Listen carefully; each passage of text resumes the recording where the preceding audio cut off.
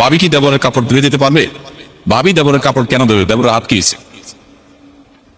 দেবরের সমস্যাটা কোথায়? ভাবি কেন দেবে? হ্যাঁ, দেবর যদি ছোট বাচ্চা দেবর হয়, হতে পারে ছোট মানুষ, তাহলে তো ছোট মানুষ হওয়ার মানে তো তার বাপ মা শক্ত, সেক্ষেত্রে ভাবির কাছে এটা আসবে কেন? আসতে পারে ভাবি তার ছোট দেবরকে তার কাজ করে দিল, মানে শ্বশুর শাশুড়ির কাজ আগায় দিল, আলহামদুলিল্লাহ, এটা প্রশংসনীয়, এটা কোনদিনই সফল। কিন্তু বুড়া দেবর, বুড়া দেবর বলতে আমি বৃদ্ধ বলতেছি না, মানে প্রাপ্তবয়স্ক বা বড় হয়ে গেছে, প্রাপ্তবয়স্ক জরি না, এই দেবরের 12, 14, 16, 18 বছর বয়সের ছেলে তো নিজে নিজে করতে পারে। তো এটা ভাবি কেন দেবে?